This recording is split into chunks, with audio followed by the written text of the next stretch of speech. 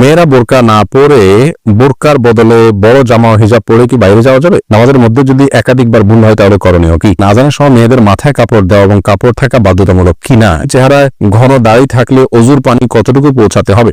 নেককার বিবি পাওয়ার জন্য করণীয় কি জানাবেন? কাউকে জীবনসঙ্গী পাওয়ার জন্য দোয়া করা যাবে কি না? সন্তান জন্ম নিলে কি তার কানে আযান দিতে হবে? কোনো কারণে না দিলে কি করতে হবে? আর বিলম্ব না করে আপনাদের ইতিমধ্যে যে প্রশ্নগুলো আমাদের কাছে এসেছে সেগুলোর উত্তর দেওয়া পালায় আমরা চলে যাই এবং শুরু করি আপনাদের প্রশ্নগুলোর উত্তর দেওয়ার ক্ষেত্রে। মেহরিন ছবি আপনি জানতে চেয়েছেন নামাজে অতিরিক্ত হাই আসলে করণীয় কি? হাই আসলে হাত দিয়ে সেটাকে বাধা দিবেন, বাস এটুকু, এর বাইরে আর বিশেষ কোনো করণীয় নেই, সেটা নামাজের বাইরে সর্বাবস্থায়। হাবিবা ফারহানা জানতে চেয়েছেন নামাজরত অবস্থায় শিশু জানামাজে প্রসাব করে দিলে করণীয় কি? নামাজ ছেড়ে দিব নাকি চালিয়ে যাব? যদি জানামাজে পেশাব করে দেয় তাহলে ডানে বামে আগে পিছে সরে যাবেন। জানামাজের পর নামাজ পড়া তো আবশ্যক না, ফ্লোরে পড়বেন। ফ্লোরে নাপাক লেগে আছে যদি দেখা না যায় তাহলে যে কোনো ফ্লোরে আপনি নামাজ পড়তে পারেন, কোনো অসুবিধা নেই। জানামাজে বাচ্চা পেশাব করে দিলে আস্তে করে নিজেকে সরিয়ে নিয়ে একটু দুই হাত এক হাত পেছনে ডানে বামে সরিয়ে আপনি নামাজ কমপ্লিট করতে পারেন, কোনো অসুবিধা নেই। লিমা আক্তার জানতে চেয়েছেন মহিলারা মাথার নিচের দিকে চুল খোপা করতে পারবে কিনা? পারবে, কোনো অসুবিধা নেই। নূরজাহান নূর আপনি জানতে চেয়েছেন মেয়েরা বোরকা না পরে বোরকার বদলে বড় জামা ও হিজাব পরে কি বাইরে যাওয়া যাবে? যেতে পারে, কোনো অসুবিধা নেই। বোরকাই পড়তে হবে এমন কোনো কথা নেই, তার শরীরের সৌন্দর্যকে ঢাকতে হবে, অলংকার ইত্যাদিকে ঢাকতে হবে একটা কাপড় দিয়ে, তবে সেই কাপড়টাও যাতে আবার দৃষ্টি আকর্ষণকারী না হয় সেদিকটা খেয়াল করতে হবে। যে কোনো একটা কাপড় দিয়ে নিজের সৌন্দর্য ঢাকলেই চলবে, বোরকাই হতে এমন কোনো কথা নাই। জামা যদি হয় তাহলে সেই জামাটা যেন খুব বেশি চাকচিক্যপূর্ণ না হয় সেদিকটা খেয়াল রাখতে হবে এবং যথাসম্ভব পুরো শরীর যাতে ঢাকে সেরকম পোশাক পরতে হবে। নামাজের মধ্যে যদি একাধিকবার ভুল হয় তাহলে করণীয় কি?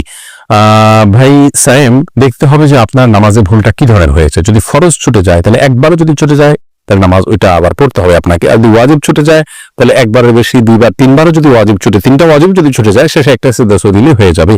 আর যদি সুন্নাত বা নফল ছুটে তাহলে একাধিক ছুটলেও নামাজ হয়ে যাবে, যদিও তার মান কমে যাবে। ধ্রুব তারা এআইডি থেকে আপনি জানতে চেয়েছেন আযানের সময় মেয়েদের মাথায় কাপড় দেওয়া এবং কাপড় থাকা বাধ্যতামূলক কিনা? এ বিষয়ে আমাদের একটা ভিডিও আছে, আপনি দেখে নিতে পারবেন। আযানের সময় মেয়েদের কাপড় দেওয়া মাথায় এটা আবশ্যক কিনা? উত্তর হলো না। আযানের সাথে মাথায় কাপড় দেওয়ার কোনো সম্পর্ক নেই। বাসা বাড়িতে যে সমস্ত মা বোনরা আছেন কিংবা পথে ঘাটে আছেন, মসজিদের সামনে দিয়ে যাচ্ছেন, আযান আওয়াজ শুনছে, ওইটা মাথায় কাপড় টেনে দিতে হবে এমন কোনো বাধ্যবাধকতা নেই। তবে যদি তিনি বাইরে অন্য পুরুষে থাকেন তাহলে সর্বাবস্থায় তাকে মাথায় কাপড় টেনে নেওয়া উচিত, আযান দেওয়া অবস্থায়ও আযান না দিলেও। আর যদি বাসা বাড়িতে থাকেন তাহলে শুধু আযান দেওয়ার কারণে তার মাথায় কাপড় টেনে দেওয়ার বিশেষ কোনো গুরুত্ব ইসলাম শরীয়তের দৃষ্টিকোণ থেকে নাই। আমাদের অনেক মা বোনরা এটাকে অনেক বেশি গুরুত্বপূর্ণ মনে করেন। এরপরে কানিজ সঞ্জিদা জানতে চেয়েছেন প্রেগন্যান্সির টাইমে জিনের আসর থেকে নিজ বাচ্চাকে কিভাবে রক্ষা করা যায়? অনেক সমস্যা ফেস করছি বোন সঞ্জিদা। প্রথম কথা হলো এই সময়গুলো খুব স্পর্শকাতর, জিনের উপদ্রব অনেক সময় বেশি হয়ে থাকে। আপনাকে আমরা পরামর্শ দিব আপনার বাসা থেকে হারামের কোনো লেশ থাকলে সেগুলোকে আপনি বের করে ফেলুন। ধরুন টেলিভিশনে আপনি হারাম কোনো জিনিস দেখেন বা আপনার পরিবারে কেউ দেখেন, টোটালি বন্ধ করে ফেলুন। বাসায় ছবিযুক্ত কোনো কাগজ ঠোঙ্গা বা কোনো ছবি ঝুলানো টুলানো যে কোনো ভাবে প্রদর্শিত থাকলে সেগুলোকে ড্রয়ারটা দিতে ভরে ফেলুন বা বাইরে ফেলে দিন। তৃতীয়ত আপনার ঘরে ঢোকার সময় প্রত্যেকটা সদস্য যতজন বাসায় আসবে বাধ্য করুন সালাম দিয়ে বিসমিল্লাহ পড়ে বাসায় ঢুকতে এবং বের হওয়ার সময় বিসমিল্লাহ পড়ে বের হতে। প্রত্যেকটা জিনিস খাওয়ার সময় বিসমিল্লাহ পড়ে খাবেন, শোয়ার সময় ওযু করে এবং ঘুমের দোয়া পড়ে শোবেন, সকাল সন্ধ্যা দোয়া পড়বেন। এর পাশাপাশি আপনি সূরা বাকারা এটা উচ্চ ভলিউমে বা যতটুকু আপনার শুনতে সুবিধা হয় ততটুকু ভলিউমে মোবাইলে বা কোনো কিছু বাজিয়ে আপনি রেখে দিবেন বা উচ্চ স্বরে নিজে তেলাওয়াত করতে পারলে আরো ভালো।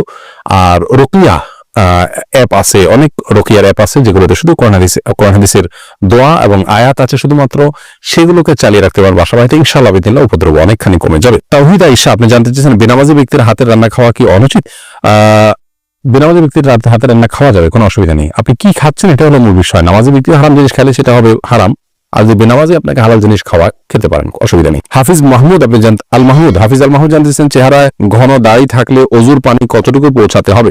চেহারা যদি ঘন পানি থাকে, এই দাড়ি থাকে, তাহলে আপনার দাড়ির গোড়া পর্যন্ত পানি পৌঁছানো যদি অসম্ভব হয়, কঠিন পর্যায়ের হয়, তাহলে সেক্ষেত্রে দাড়ির প্রকাশ্য অংশে শুধুমাত্র পানি পৌঁছাতে হবে, যতটুকু ভেতর পর্যন্ত যায় ততটুকু পৌঁছাইতে হবে, গোড়া পর্যন্ত পৌঁছানো বাধ্যতামূলক না। আতিকুর রহমান আপনি জানতে চাইছেন কবর জিয়ারত করার সময় আমরা সূরা পড়ি, আসলে কবর জিয়ারত করার সময় আমরা কি পড়বো, দোয়া কিভাবে করব, কবর জিয়ারতের নিয়ম জাস্ট এটি লিখে দিলে আমাদের পেজে একটা ভিডিও পাবেন বা আমাদের ইউটিউব চ্যানেলে আসুন্নাহ ফাউন্ডেশন লিখে দিলে যে চ্যানেল লাগবে সেখানে একটা ভিডিও পাবেন, আপনি কবর জিয়ারত করার সম্পর্কে বিস্তারিত সেখানে জানতে পারবেন। কবর জিয়ারতের জন্য কোনো দোয়া পড়ার কোনো সূরা পড়ার কোনো আবশ্যকতা নেই, মূলত সালাম এবং শান্তির দোয়া করবেন মৃত ব্যক্তির জন্য।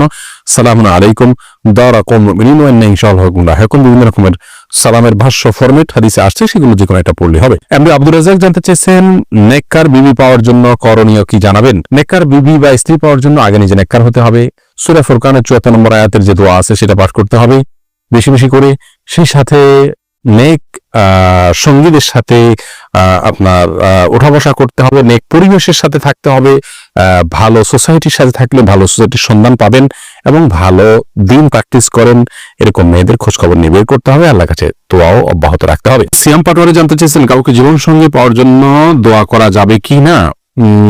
নির্দিষ্ট কাউকে জীবনসঙ্গী হিসাবে পাওয়ার জন্য দোয়া করা যাবে কিনা এ বিষয়ে আমাদের একটি বক্তব্য রয়েছে, এই পেজে পাবেন, আমাদের ইউটিউব চ্যানেলে পাবেন, সেখান থেকে আপনি জানতে পারেন।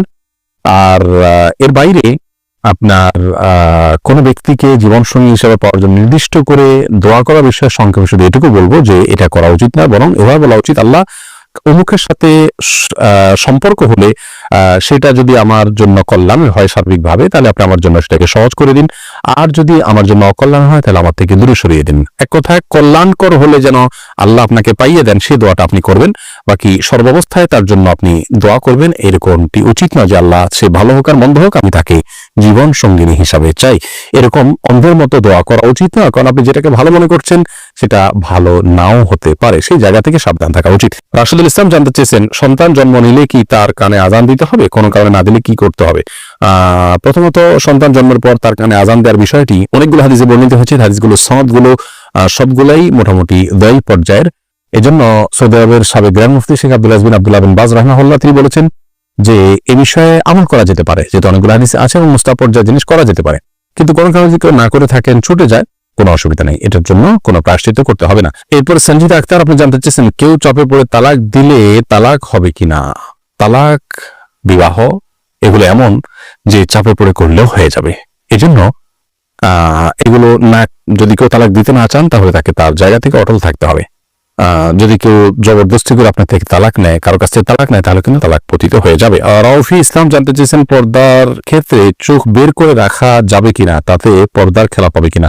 চোখ বের করে রাখতে পারবেন, চোখ বের করতে রাখতে পারবেন, কোনো অসুবিধা নেই, কারণ এটা আপনার চলার জন্য জরুরি। কিন্তু চোখেরও সৌন্দর্য যাতে অন্য কেউ দেখতে না পারে সেজন্য সানগ্লাস বা অন্য কিছু ব্যবহার করা উচিত। অন্তত এটা হলো নিজের আত্মসম্মানের ব্যাপার যে আমার শরীরের কোনো অংশ দেখে কেউ বাজে চিন্তা করবে আমাকে নিয়ে, কেউ মনে মনে জেনা করবে, সেই সুযোগ না দেওয়া হলে একজন আত্মসম্মান বোধ সম্পন্ন একজন ইমানদার মানুষের কাজ। সেই জায়গা থেকে এই চেষ্টাটা থাকা ভালো। টিপ পরার শরীর বিধান কি, সালিম ইবনে সাখওয়াত আপনি জানতে চেয়েছেন।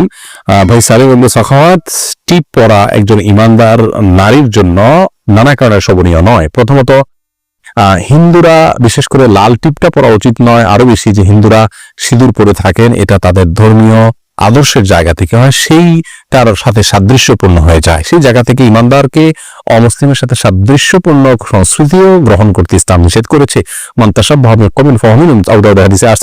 বলেছেন যে ব্যক্তি কোনো জাতির সাথে সাদৃশ্য গ্রহণ করবে সে তাদের অন্তর্ভুক্ত হবে। এছাড়া যদি সাধারণ কোনো টিপ জাস্ট সৌন্দর্যের জন্য করেন, নারীরা স্বামীকে দেখানোর জন্য এবং ঘরের ভিতরে তো করতে পারেন, কিন্তু ফাসেকদের নিদর্শন, অমুসলিমদের আপনার সাথে সাদৃশ্যপূর্ণ সেই জায়গা থেকে এটি পরিহার করা উচিত।